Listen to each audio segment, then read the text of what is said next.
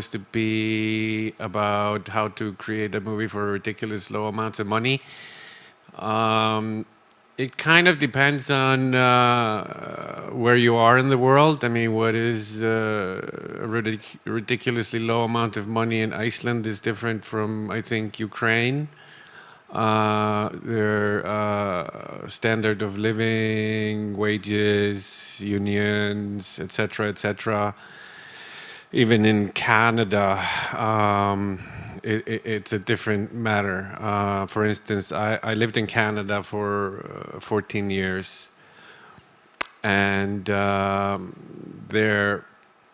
Canada is very unionized.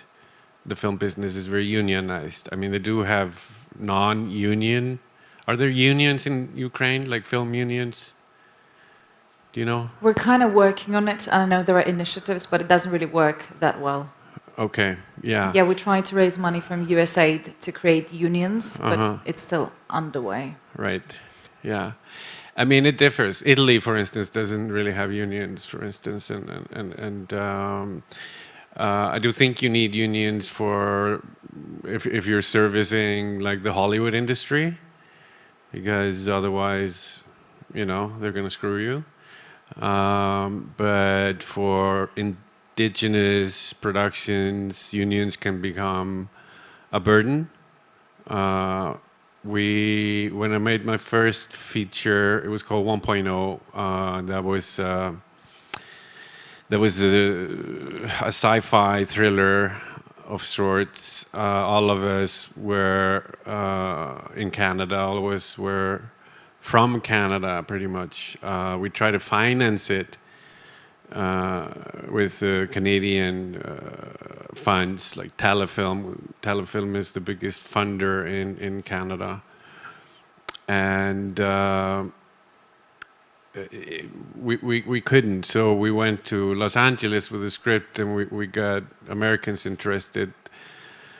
And it was a small company. There was one Danish guy who actually just got into LA, and then there were two Americans. And they managed to pull together some funding, but we still wanted to shoot in Canada. We went to Winnipeg, which was a perfect location for us. But the unions are so strong, and we wanted to shoot it non-union. The unions are so strong that as soon, and there's a rule there. As soon as there's an American producer involved, even though it's just like one person, you can't shoot non-union. So our budget, which at the time was about $1 million, to shoot it in Winnipeg, went to $5 million. So you see the difference, of a union shoot and a non-union shoot. So we shot it in Bucharest, in Romania. You know, so it's a tricky thing. You know, if you're working on that level. Anyway, I want to talk about Backyard Village, a little bit as some sort of a case study, and what we set out to do, me and my partner. I have a very small production company, and we work on some regular type budgets of movies in Iceland. That is about, the average Icelandic movie costs about €1 million, €1.5 million. That's the fully funded version of an Icelandic movie. Then we have the low budget movies that cost around €300,000-400,000. And then we have, my movie that's screening here. In the end, it cost about €300,000 to finish with a 5.1 Dolby and proper Foley and all the post-production. The post-production really is the expensive part. But we shot it for about 25,000 euros. And we set out to shoot a movie for that amount. But we did this like from the beginning. So we wrote a story into this. So we wrote the story into this budget. And I think that's important if you want to do a movie for a very small amount of money. It is, how much money do I have in my pocket? How much money does mom have? My aunts and uncles and friends and stuff. Like, how much money can I pull through? Okay, so I got, let's say, 5,000 euros from friends and family and all that. Okay, I have 5,000. Most important is shoot the movie, get it in the can, have your footage. Then almost always you can finish it. I mean, you have a laptop you can edit on, a camera, you have your phones. Although personally, I like to have like a choice of lens or something, which is nice. And you can get like 4K cameras cheaper than an iPhone, and even get like a couple of lenses on eBay, or like old still lenses. So you can have your kit. What I would not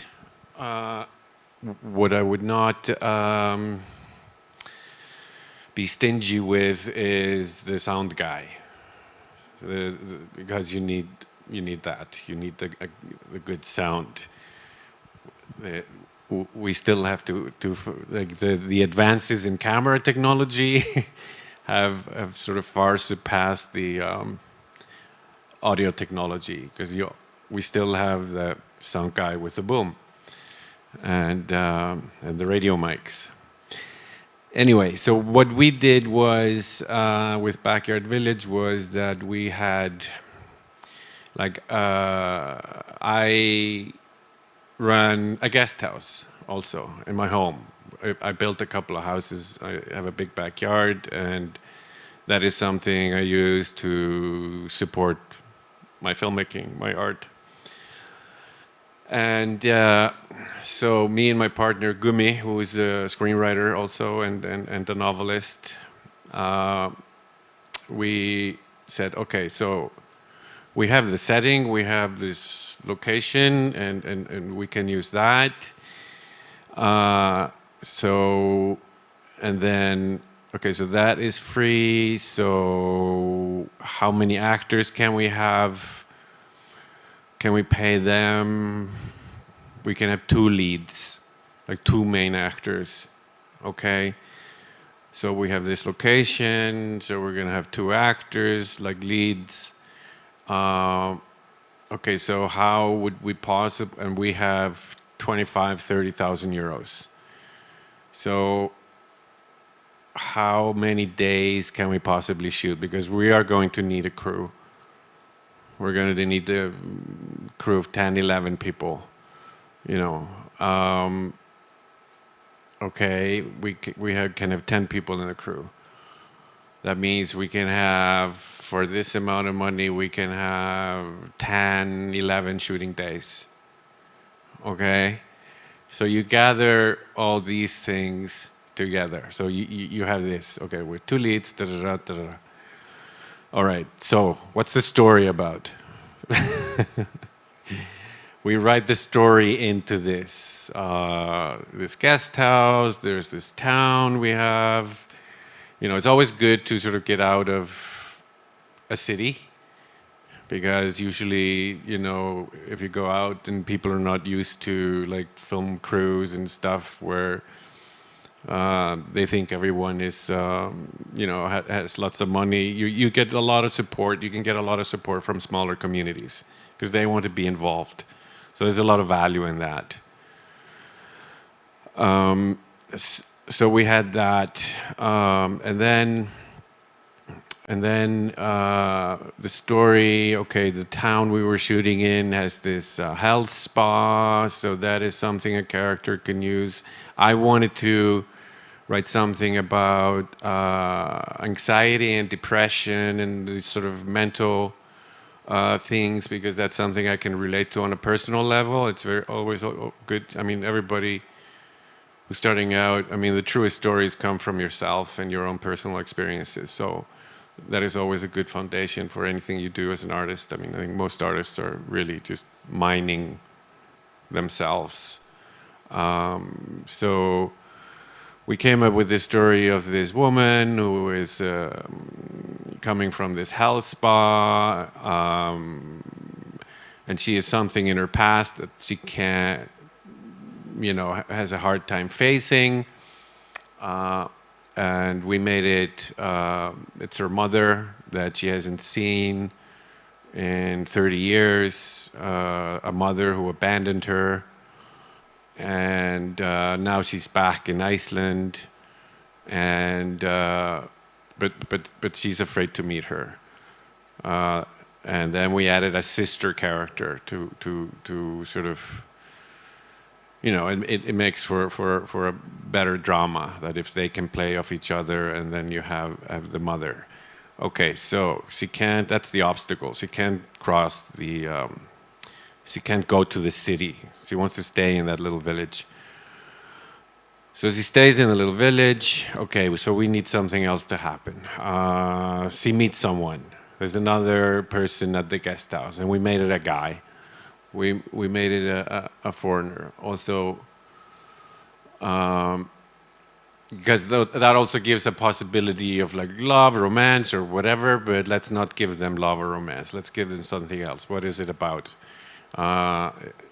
It's about, and then we just discussed this. What is it about? It's about human connection. It's about friendship. Obviously, they have to be, both of these characters. The man she meets is an Englishman, and she thinks he is probably a tourist. Iceland's very popular with tourists, especially before COVID. So they're everywhere. So it's not unusual. And so he has to be dealing with something also. It'd be good to have, that they have a common ground in something, a common ground in, she's dealing with anxiety mostly, and her mother abandoning her, which is huge. And he is dealing with his own thing, a loss, a personal loss. And so then they together can meet, become friends, and work their way out of that situation. So we have the characters, we have the conflict, we have the villain, who is, the mother, but of course is not a villain, and we find that out later in the movie, what her story is. Everybody has a story. You just need to find and define, the stories of each character. And so, yeah, then we had the basic plot. Gumi took that story that we sort of cooked up, and he made a really nice script from that.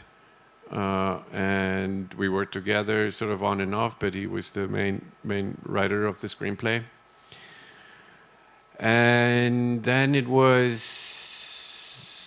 didn't take long to write the script. I mean, that's also something important. What with this sort of no budget, micro budget, whatever budget gives you as a creator, as an artist, is that you can work pretty fast.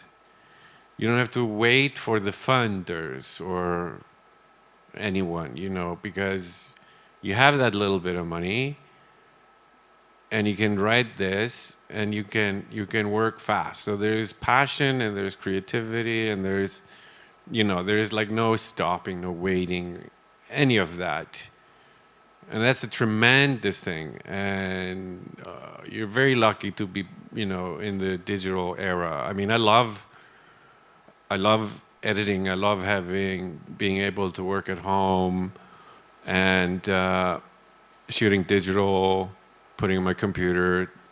I learned on film. I learned film. I learned how to edit film. And I love film. I love the medium. I love the smell. It's great. It has a wonderful texture and everything. But it's time-consuming and it's expensive and it's strips of 16 millimeter. Come on, it's a bitch.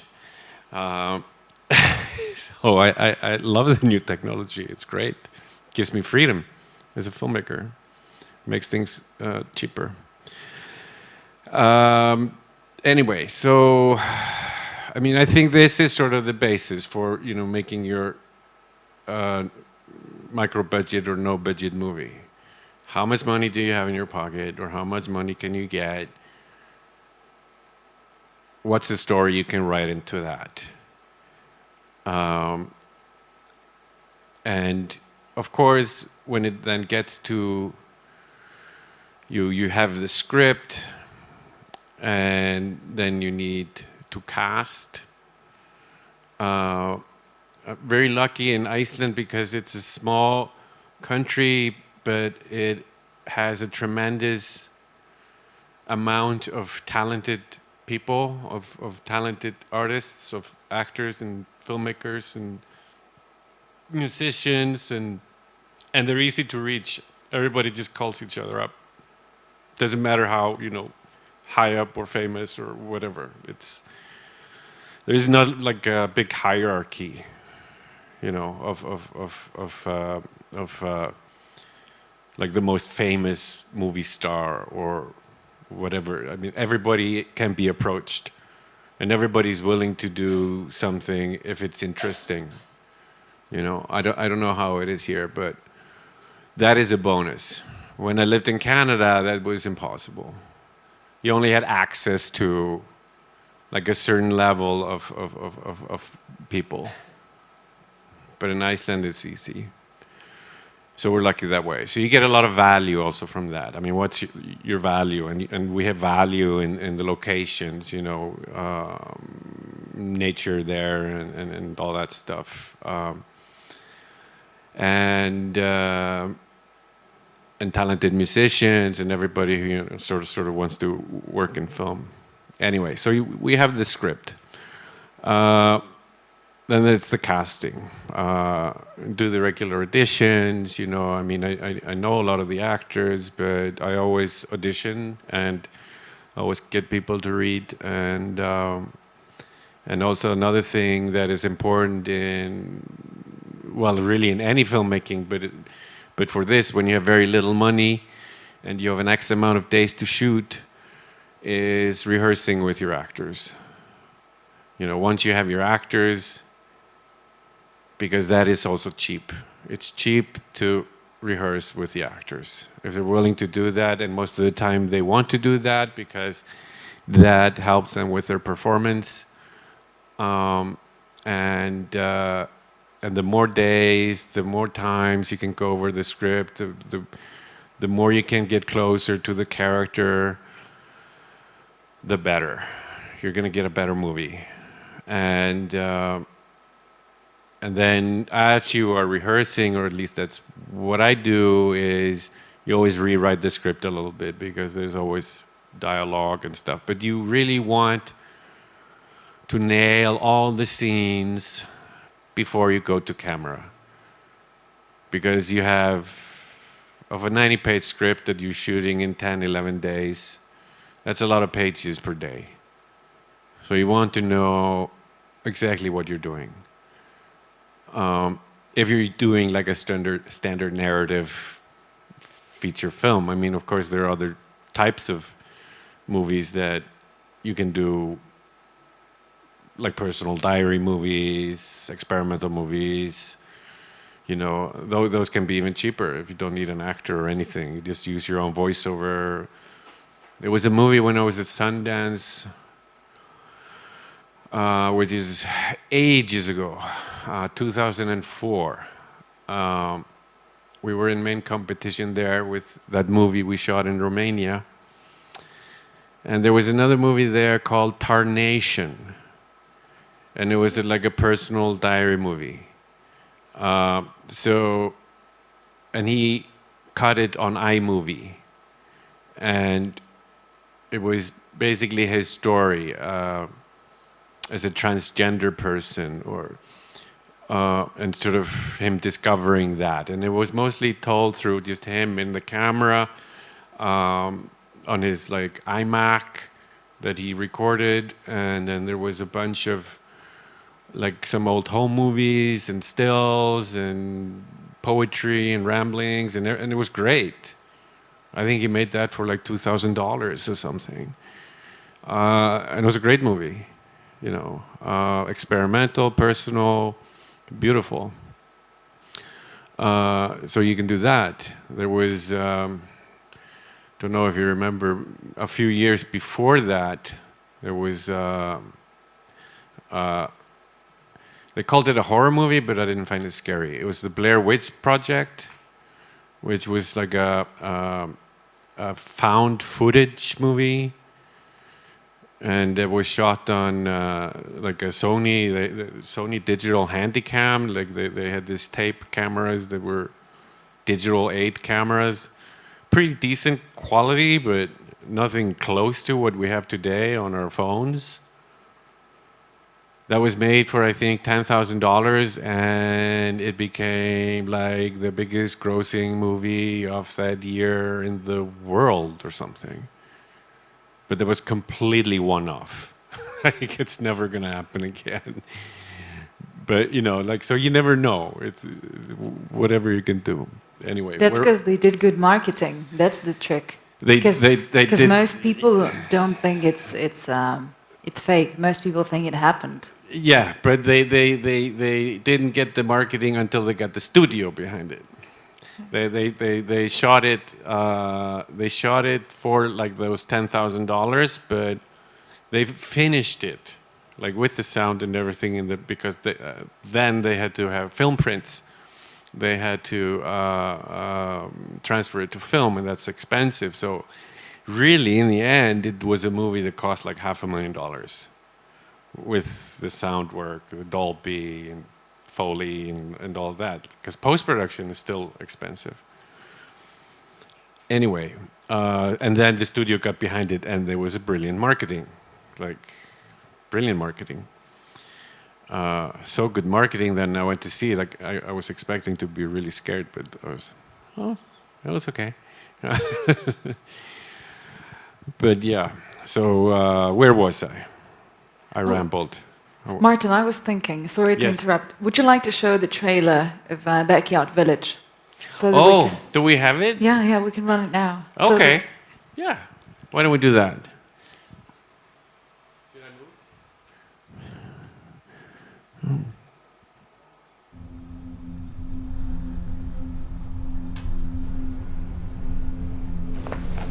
Þetta gistiheimili, er það ekki? Jú, þetta gistiheimili.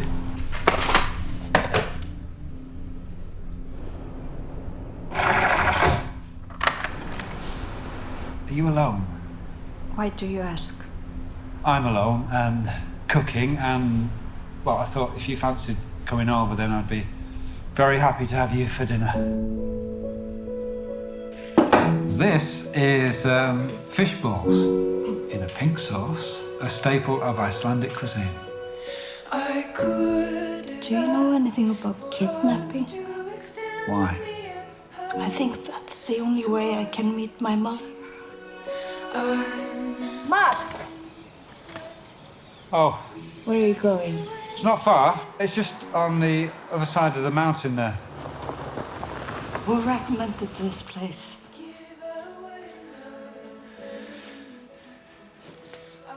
Aðstandendur óska eftir upplýsingum ferðir Brynju Ásgeirsdóttur. Af hverju ertu að lýsa eftir mér?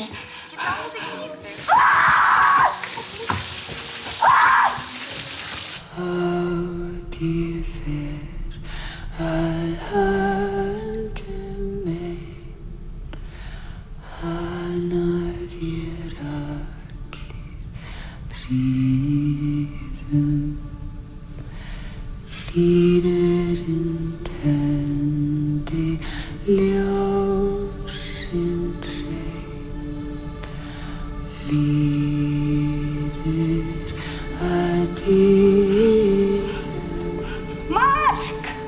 Good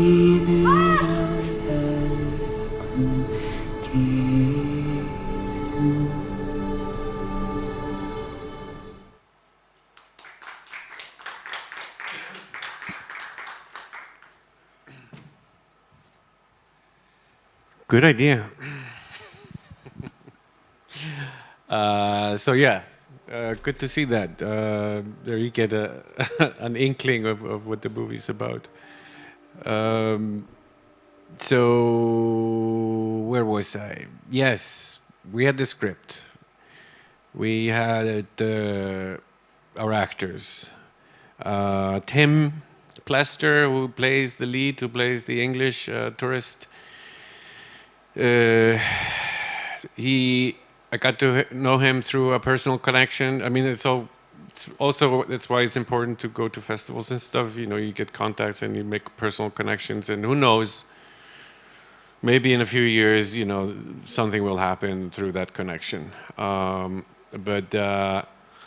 Tim, I got to know through a mutual friend, and he had come to Iceland. I got to know him like 13, 14 years ago. And like always when people, filmmakers, actors, whatever, we have to do something together. Yeah, blah, blah. And usually nothing happens 99% of the time.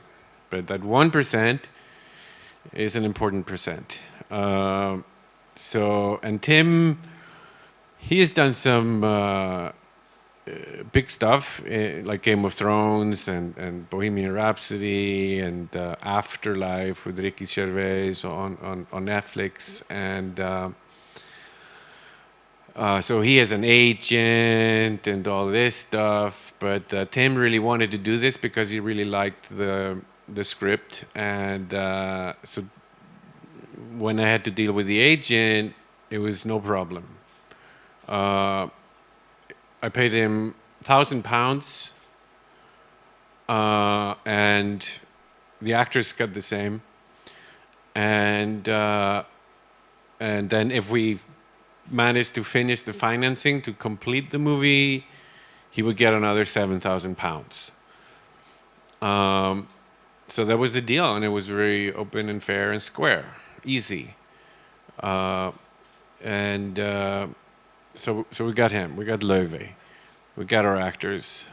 11 days of shooting, and we made a deal with the crew, also kind of a similar deal. We can pay you now like 20% of what you usually get.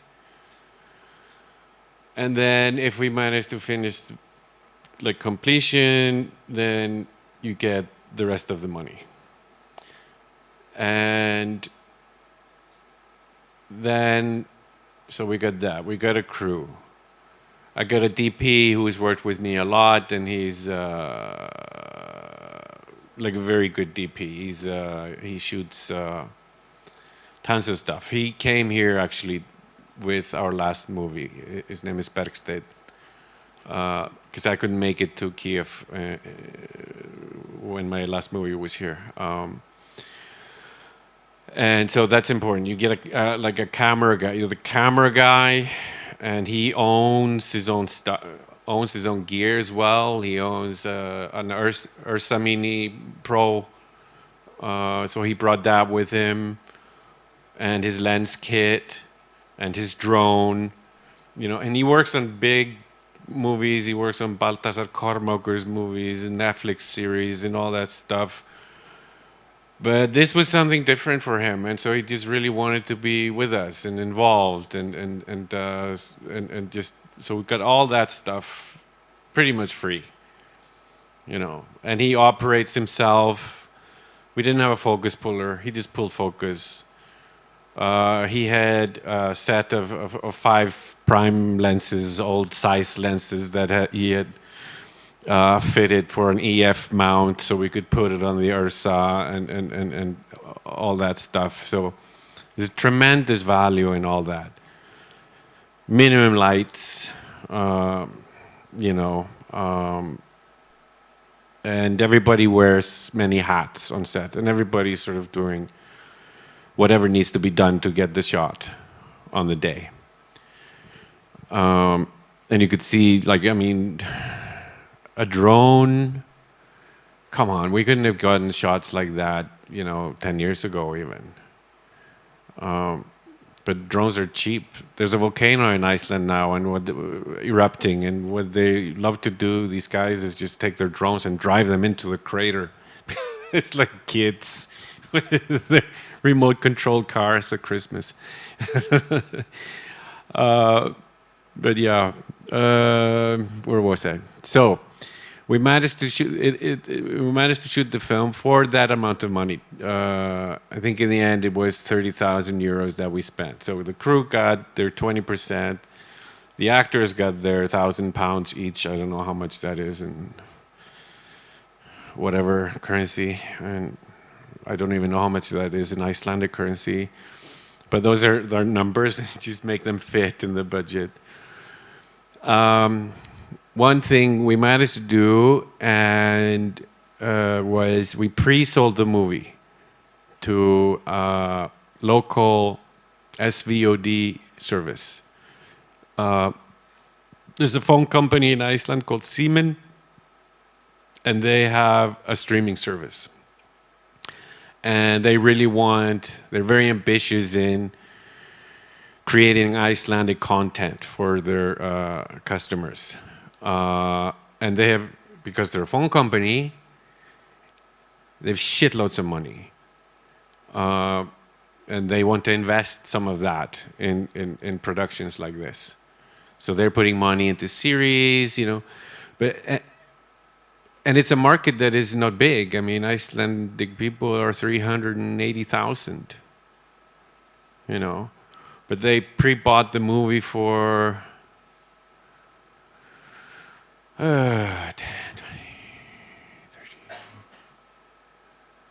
50,000 euros. Yeah, about 50,000 euros. Without even reading the script. That has never happened to me before either. I just went to a meeting. I had sent the script. I asked the guy, "Have you read the script?" No, I don't really read scripts. Tell me what it's about again. Okay, how much do you want for it? 10. I'll give you 8. Okay, thank you. That is great support, and it's not funds or anything like that. It's just you make a deal, and they pay you in installments. I asked him for, to pay the first installment, no problem. So I don't know if you have something like that here. Do you have, are there any ambitious phone companies doing SVOD who want to invest in Ukrainian content? No? Yeah, everybody has the cultural foundations and stuff, but I'm talking about... No, yeah, private companies, I think, not yet. Not yet. Because, I mean... But we kind of created our own Netflix a couple of years ago. It's called Talkflix. Okay. No, I mean, that's what Síminn in Iceland wants to be. There's the Icelandic Netflix. I mean, we have Netflix as well. But they focus on, different things. They also have, the rights to the all the football, the Champions League and stuff like that. So they monetize on that, but they are ambitious in wanting to create Icelandic series and cinema content, because the audience wants that. Wants to watch something in their own language. And so I would think that in Ukraine, it probably would be the same. Local content is almost everywhere in the world popular. And there are so many Ukrainians. So it is a big market. So you need to kick their ass, the Ukrainian Netflix. We're working on it. Okay, good. So we were lucky in that. We also got a small amount from a local fund, the South Iceland Development Fund. It's a small fund, but they worked pretty fast, and it was not a lot of money, but it helped us pay for the food and gas, you know, for the crew, because there's always that hard cost, food and gas, you know, phones. Very important to have good food. If you're shooting for 11 days, everybody's working their ass off, give them good food. Not McDonald's, good food. So we made a deal where we were shooting with these excellent two restaurants that just did a wonderful job, and they wanted to be involved, so it wasn't expensive. It was like they got to be a part of it.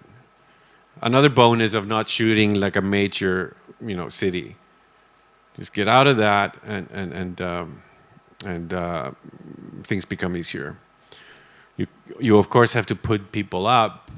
You know, let's say if they live in the city, you have to bring them there, and it's worth bringing.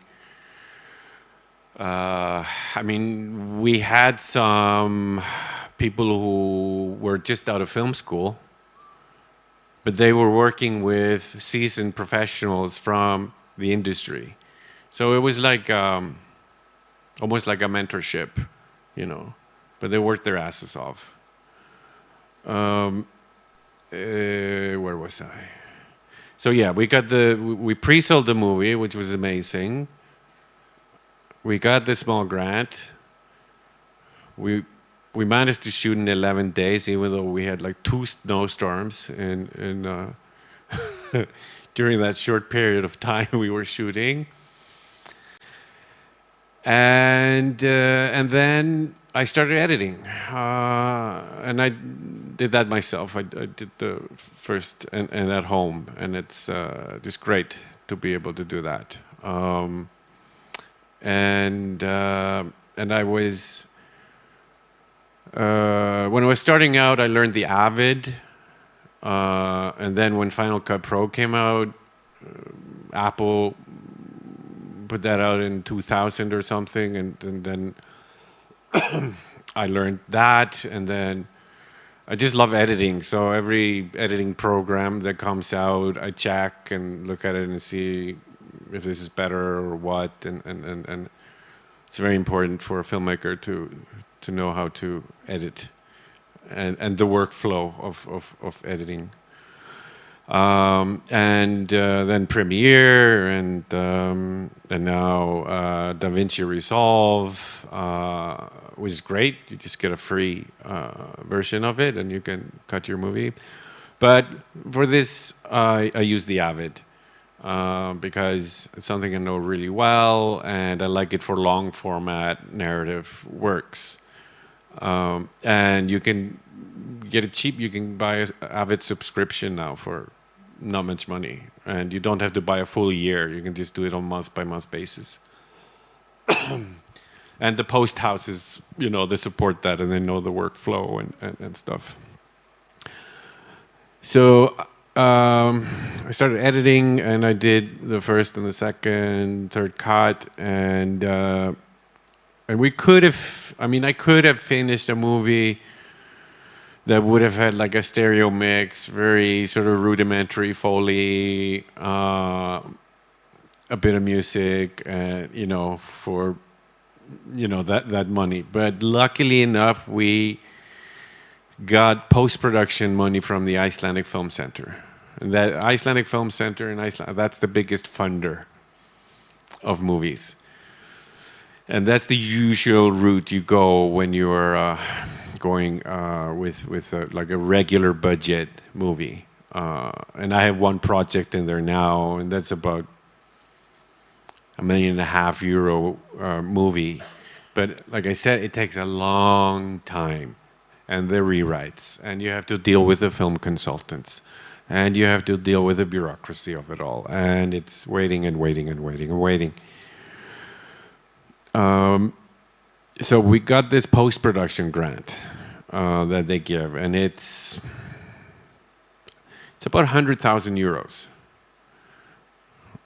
which makes it possible to finish the movie on that level, with the proper sound, with the sound, the mix. And I got an editor who has worked on almost all my movies, Valdís Óskarsdóttir. She is also another very valuable asset. She got Eternal Sunshine of the Spotless Mind, Celebrations. He works a lot with Thomas Vinterberg. And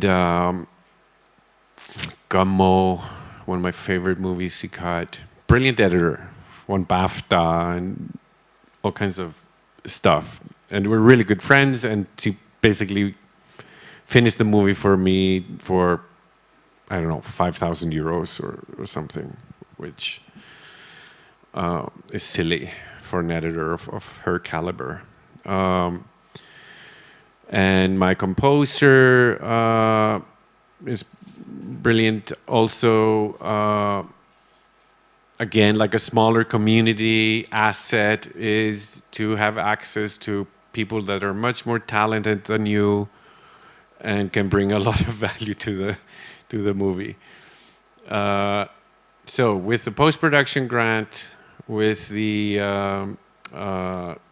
local fund, the South Iceland Development Fund, with the pre-sale to Seaman, and then also there's another thing in Iceland, you get a tax rebate, a tax refund from the government, which you have to apply for before you shoot the movie. And so that's another little bit of money. But all this made it possible for us to complete the movie for like a cinema release. So in the end, we wind up with like the tax rebates, all this stuff. We end up with a movie that cost about 300,000 euros. And we can even pay ourselves a little bit, which is always a bonus. It's not a lot of money, but it's something, and you get the joy of it. And then you want to release it, and it's COVID. It's crazy, but so that is sort of the story of that. There is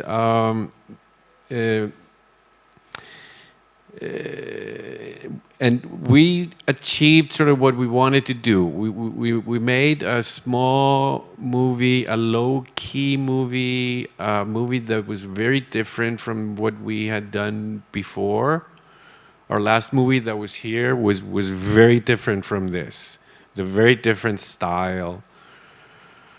The subject matter was very dark.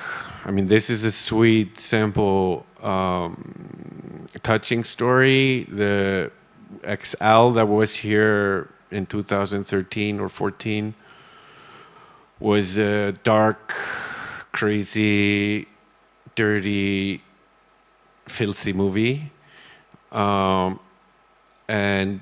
But we wanted to do this, and we're happy with it, and I'm proud of it, and I didn't expect it to make a lot of money, because these little dramas, they never do, unless they win an Oscar. But if you wanted to, and if you like want to make a bit of money from something, then you do. Usually, in every country in the world, what sells to a local audience is a thriller or comedy. I mean, that's what people go see, right? Isn't that the same here? Yeah? No? Comedy? Yeah, comedy definitely. Thrillers not so much. Like, I mean, a murder. You have to start your movie with a murder in the beginning.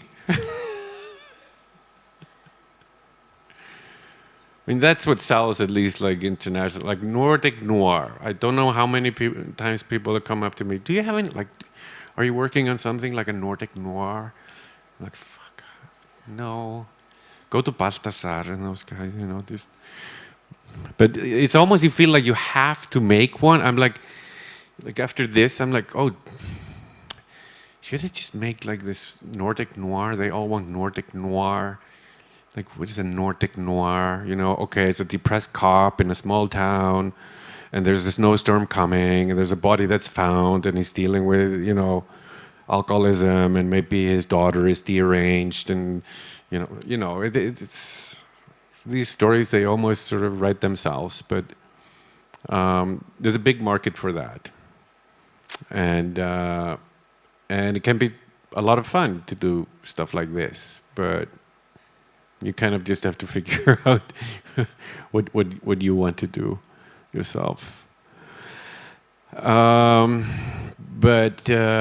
Yeah, so that is kind of like the example of, I'd call it in Icelandic, it's a micro-budget movie to get in the can, you know, to get shot, to have all the materials. That is the micro-budget part. In the end, like kind of with the Blair Witch, in the end, it will cost more to get it like properly finished. So that is why it sort of ends up almost like in a low budget. So go from the micro-budget to the low budget. And it is completely possible to do this, and you can all do it if that's what you want to do, and if you don't want to be delayed by the funds or people who are trying to tell you what to do and not to do, and how to write and how not to write, and how to produce or manage or whatnot. Yeah. I didn't... Where are we in time and stuff? We're still good. You have 40 minutes. Yeah. I didn't really give an introduction. I went into film. I really don't know why I went into film. I just remember when I was like 5, 6, my uncle had a movie house, like a theater, in like an army barrack. Like in the Second World War, when the Brits and the Americans came to Iceland, they built all these sort of barracks for their soldiers, and then they left them, of course. And my uncle, he converted one of those into a cinema, and he showed like what we would call like light blue movies, sort of slightly pornographic movies, and comedies, and disaster movies, and cartoons on Sundays, like animation movies. It's a good mix. And the first movie I saw was like this Japanese animated. I still have like images in my head. I must have been 5 of this monkey flying through space or something, and a big giant hand coming and grabbing the monkey, and I haven't seen the movie since, but I have this image in my head still. I mean, that's the power of the image, and it must have influenced, you know, some of the stuff, because even today, I'm still fascinated by everything that's sort of surreal and fantastical and stuff like that. So I think the interest in movies was early on, and then I got into photography, and I went to film school in Canada, and I stuck around there for a while. And I wasn't going to move back to Iceland, but what I found was I didn't really, like I was talking about the sort of Canadian thing of the funds and the unions and everything. As soon as you feel that you're being sort of weighed down by your environment, that environment probably isn't good for you as a creative person. Because you have to find an area where you can sort of thrive as a creative person. Like, you don't plant palm trees in Iceland. For a palm tree to grow, it has to be in the right place on the planet. And I think it's the same thing with us, like humans. We have to find our sort of right soil and the right environment and the right place to grow. And the right company, very important too. Like-minded people. I think that's why artists always sort of, get together. And then, I went to film school, but I made movies. I made short movies before that. I made movies when, experimental, horror, anything. I think, when you're experimenting, you just want to do stuff, and, you want to put up lights and a smoke machine and I don't know what. And all that is part of you sort of growing as an artist. You have to know your technology, and you have to know, but also more importantly is that you kind of have to know yourself, and you have to know what voice, like your own voice. I mean, that is always what people are looking for. Is your voice different from what we see here regularly? And I don't think, I find myself to be sort of a late bloomer, and I don't think I really found my voice until I had moved back to Iceland. I thought it would be like Canada, US, somewhere there, but and it's such a classic story. You leave home, you hate your hometown, you go and you think it's better somewhere, and it isn't, and you go back and and you start, blooming again. But I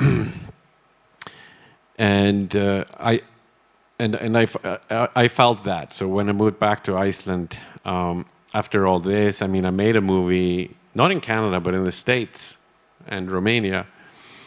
And then I moved back home and made another movie there called Rockland.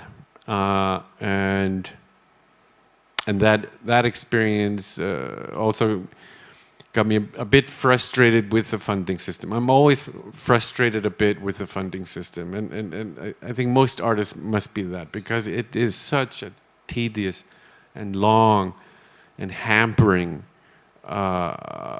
for us as filmmakers, because it can totally kill the passion, and it can kill projects. And it's good to have that, access or the possibility of financing your movie, but there are other ways. You can make something like this. And you can make a personal diary movie for almost nothing.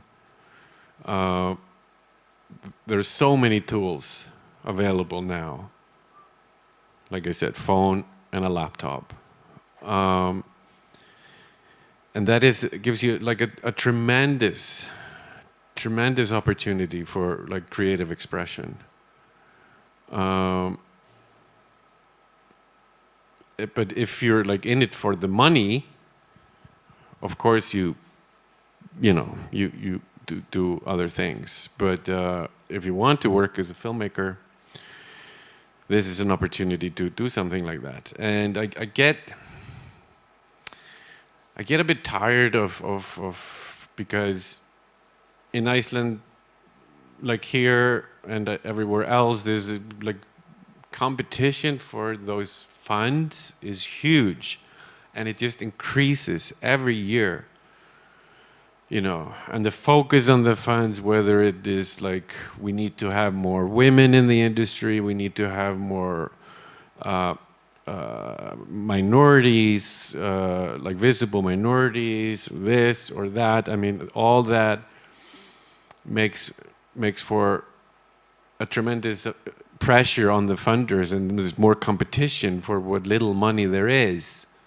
So if you want to make something,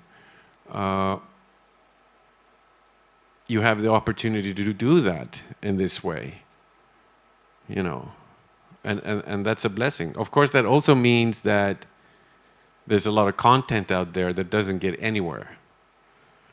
I have a friend who lives in the Philippines, and he did a low-budget movie.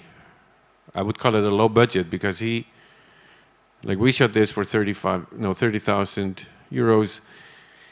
He had 120,000 and shot in the Philippines, in Manila. But it was the same sort of concept. I mean, he had 2 people, and that was more of a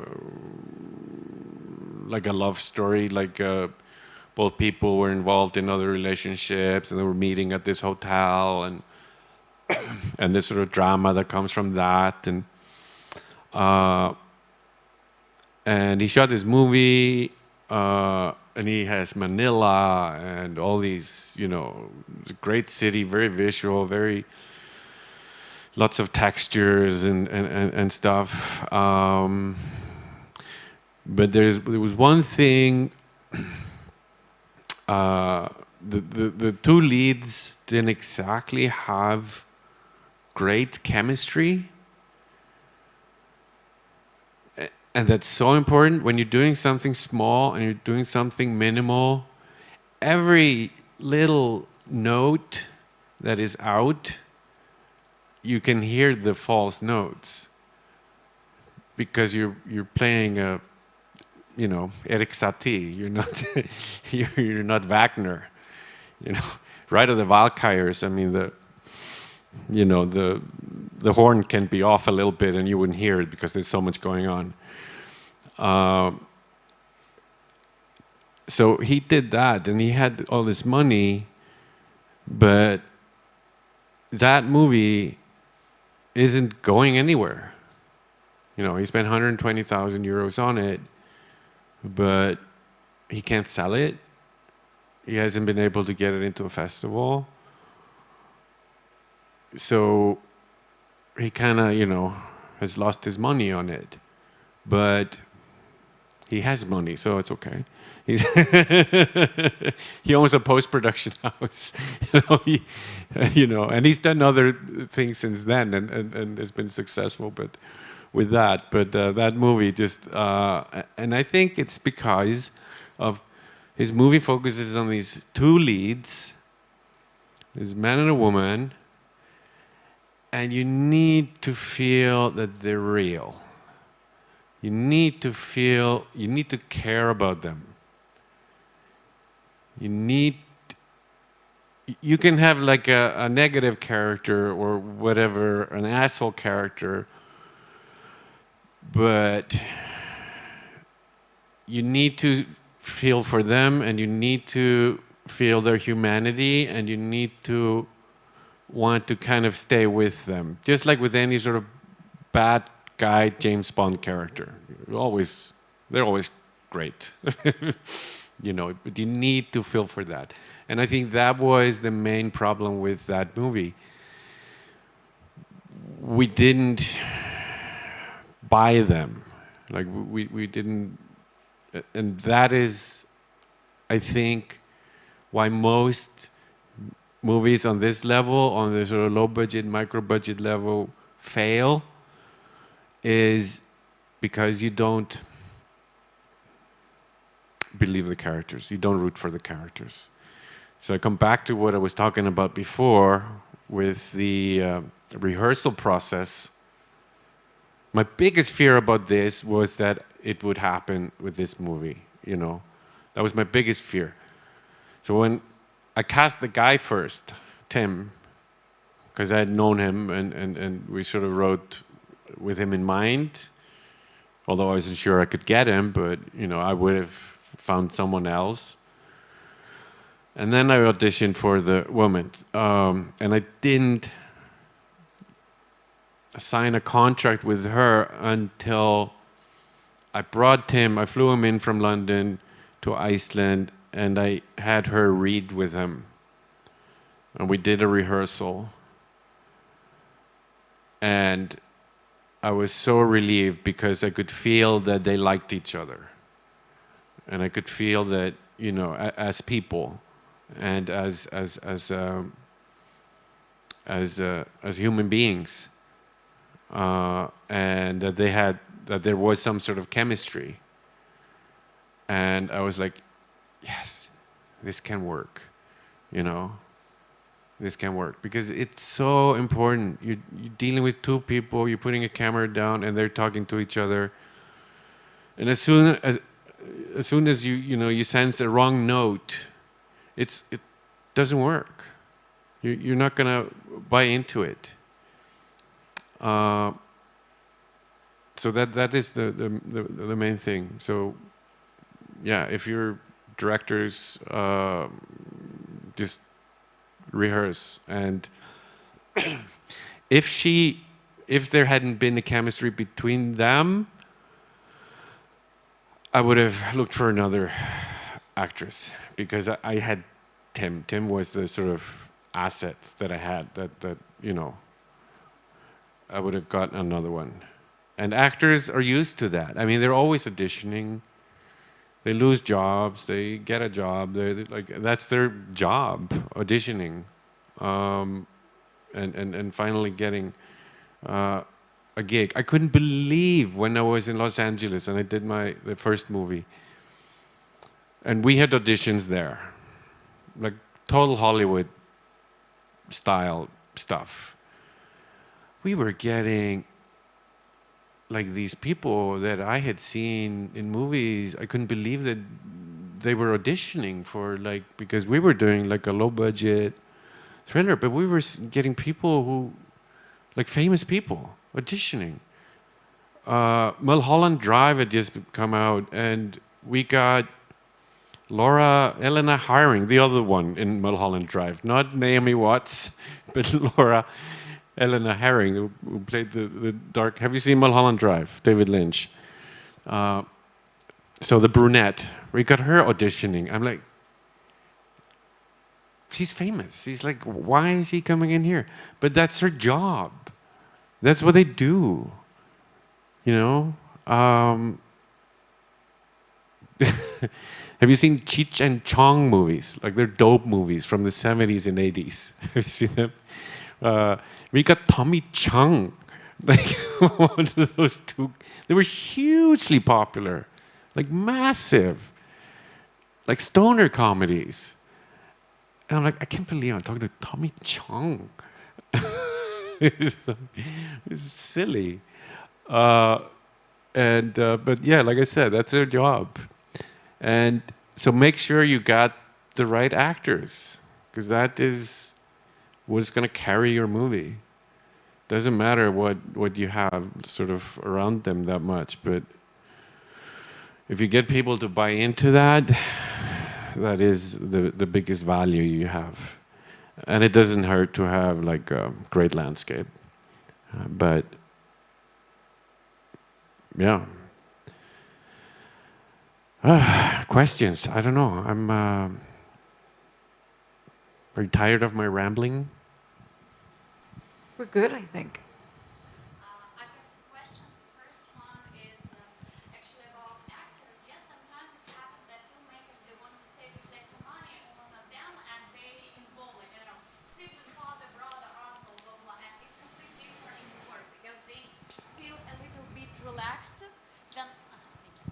than those who are hired exactly as an actors? And have you ever involved into your films like your immediate people? And did you feel the difference between those who are hired and those who you know for a long time? As a general rule, just use professionals. Absolutely. I mean, if you have a lot of time, and if you should, I mean, do you see Nomadland? Yeah. Yeah. Yep. Nomadland has a lot of non-actors, but what Nomadland had was a 4-month shooting schedule. 4 months. So, and those actors are really in their natural sort of environment because they are nomads. They're living in trailer parks and stuff. So they're not really acting. They're being themselves. So if you're using non-actors, and the same, I mean, Italian neorealism was all about that too. It was about, you know, hiring non-actors. Vittorio De Sica, you know, and more directors at that time were working with non-actors. Leos Carax, Mauvais Sang, like what's the guy's name who is his main actor? He was not an actor, and I mean there are the odd ones. It's very rare that you find someone. But I know a couple of people who didn't study acting but are fantastic. But as a general rule, don't do it. But then again, you can have like trained actors who are not that good, who are too stuck in their ego, you know, and that's another rule. Anyone who comes onto, especially like a small production with a colossal ego, out of here. Like just don't, because you don't have time for that. You don't have time for egos on set. Everybody, like on my set, everybody's on the same level. If it's the PA or Tim, you know, the actors, it's like. And that's something I talked to Tim and I know him and he's just a good human being. I just want to work with good human beings who are good at what they do. Because everything else gets in the way. We had, when I was doing my first movie, we had some relatively known actors. There was a guy, his name was Jeremy Sisto. He had done a TV series called 6 Feet Under. It was hugely popular. We had Deborah Unger, who had done a Cronenberg movie called Crash, and a David Fincher movie called The Game, and so she was a pretty big star at the time. We had Udo Kier, who was a German actor who has done, I think if you go on his IMDb page, he's done like 300 movies or something since the 70s. He works a lot with Lars von Trier. We had Lance Henriksen, who was like a B-movie superstar in the Alien movies, near Aliens. I think he did Aliens. Near Dark. He was in a popular TV series. So all of these people were very well known, but they were also just very good people. You know, they were nice. And then we had this one actor, I'm not going to say its name, he had been in a #1 movie at the box office in the States. He was British. And because he had been #1 at some point in his career, like maybe 2 years before we made this movie, with another big Hollywood star. It's nothing but attitude and this and that and the other. And I was so glad when he left. It's like, okay, I'm never going to work with somebody like that again because there's just no time for that. Life's too short. I want to have fun doing this. I don't want to be, you know, I really don't want to deal with that. You might have to if you get onto that like Hollywood A level, you know, when you're working with $100 and $200 million budgets. But yeah, it's try to stay away from that. But I mean, if you can have friends or family if they're sort of playing themselves. I mean, Scorsese used his mom all the time to make pasta in Casino and stuff. You know, and he's great because he's just being Scorsese's mom. Or was, bless her, you know, passed away. There's always that. My daughter is in this, but she's not speaking or anything. It's the girl who puts on that Christmas, you know, ball. But I don't think she could have carried lines or anything like that, you know. But yeah, so. And the second question is about like Ukraine. We've got really a lot of picturesque locations. That's why also like they are cheap in renting. That's why a lot of foreign filmmakers, they come. Mm-hmm. So would you come to Ukraine to make a film? Like, should we expect for this? There is a project I have that is a kind of a low budget project. It's about a woman who was living in Iceland. She gets a phone call from abroad. Her husband had been traveling there on a business, and he said he was going to be in London or some other city or New York, and she gets a phone call from like Central European city, and it's a woman, and the woman says, I'm sorry to say, but your husband was found dead here, and da-da-da-da, so she has to come. And it's a Nordic noir. Nordic noir, yes, in Ukraine. And so she has to travel and come and identify the body. So that's a project that could be shot here, but I mean, it all depends on if I find like a local producer or somebody. Just like, you know, you described the story. I have a teacher mate, and she had like exactly the same, but like her husband was like found dead in Siberia. Oh wow! Really? Really? You just like describe this and like whoa. Wow. Yeah, okay. like really the same situation. She like really had to go to Siberia because he disappeared, and like then the body was found. Wow. Well, life, art, life, yeah. Cool. Thank you so much. Thank you. Hi, I want to ask you one question. Could you explain how you understand which part will take more funds, pre-production, production, or post-production? And how many time did you spend for making this film? We started. We shot this in 2019.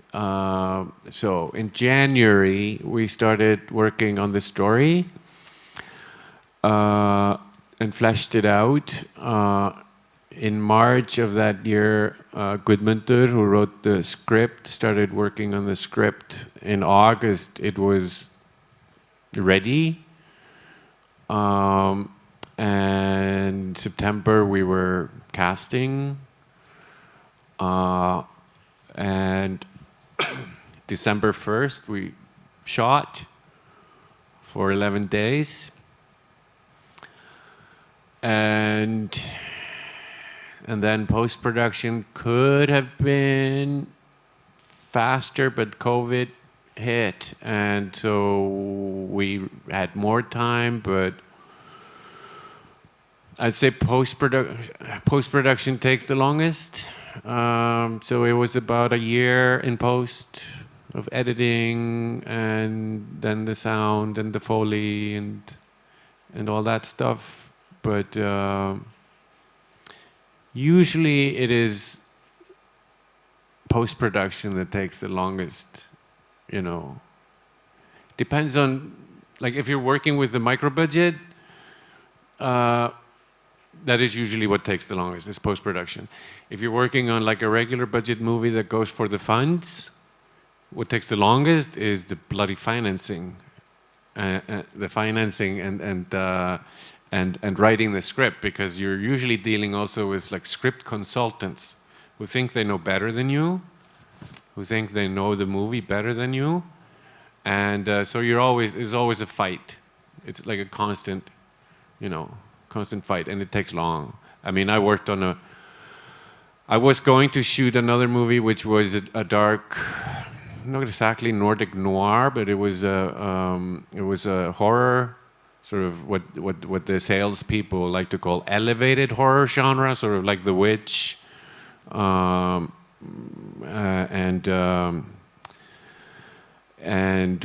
I'd been working on that for 8 years. I finally got the money, but I was working with sociopathic producers, and I found out that they were gutting the budget. They were taking like 40% of the budget and putting it in their own pockets. So I left the project because they were stealing money. And you have to be aware of that. So whenever you do a contract, let's say, you with a producer, cover your ass, have a lawyer. Because when you're on that level, when you're getting into that level of filmmaking, there's a lot of assholes out there.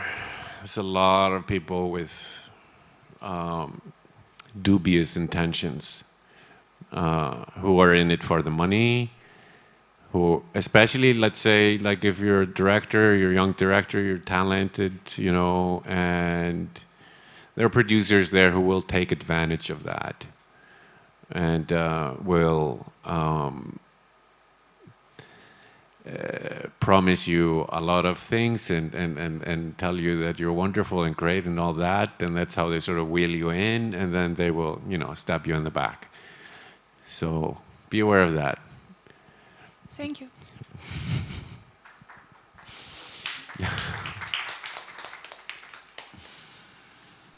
Okay. Any more questions? My final question about this upcoming film. You said that COVID happened, and then there was a bit of a hindrance. The question is, what changed because of COVID? Because you were already shooting and then doing post-production. And where are you going, and what didn't go according to the plan? What changed was the release date, and because we pushed the release date, it gave us more time to just sort of tinker with the film, to try certain things in the edit. It was actually not such a bad thing. Creatively, financially, and to get it into theater, it was, of course, a bit of a disaster. But I mean, we had our money, like we had the financing, so it wasn't. And we had mostly I thought of it as getting onto that SVOD platform of that Icelandic Netflix thing, So I knew, okay, we have a guaranteed audience there. Anything else is gravy, If we get a little bit of money from Icelandic cinema release, that's great. But if it doesn't, it's not going to kill us. But the COVID just gave us a little bit more time, and I think that was great. And it didn't impede us in any way, except when we finally released it, there was a break in COVID, and we had in the cinema for 4 days. It was doing okay, but then the cinemas were shut. And yeah, but that's external circumstances that you just can't predict. But it was okay. Okay. Okay. Any more questions from the audience? Was there a question there? No? Okay. I think this is it. If there's anything else you'd like to add, we can wrap up. What are all of you filmmakers? No? Anyone? Is there a filmmaker in here? Okay. I don't know. I hope this has been helpful or anything. I mean, like the situation in any country is different, but I think that every filmmaker, wherever he is, wants to make his or her movie, and I think today it actually has never been easier to do your work. It is just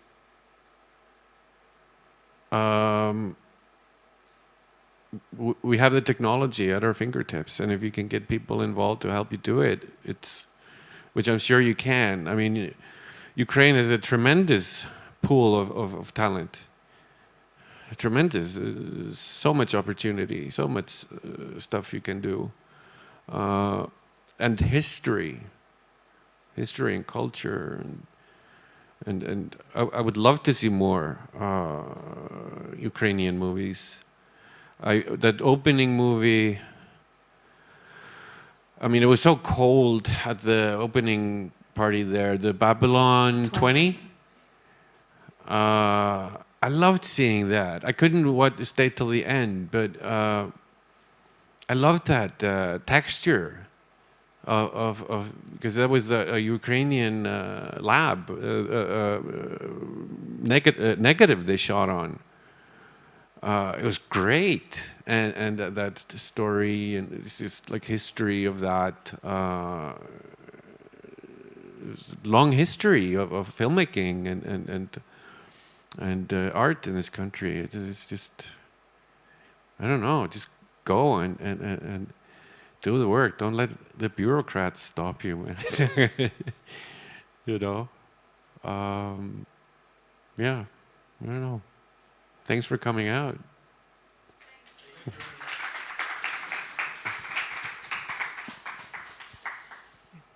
Thank you, Martin. Okay, I think we can stick around for a bit longer if you'd like. We have half an hour before our next talk. So we start at 12. So thank you for coming this early. Martin, thank you for opening up this day. Thank you. Takk fyrir mig. Gaman að sjá ykkur. Þið eru frábær. Just a bit of Icelandic.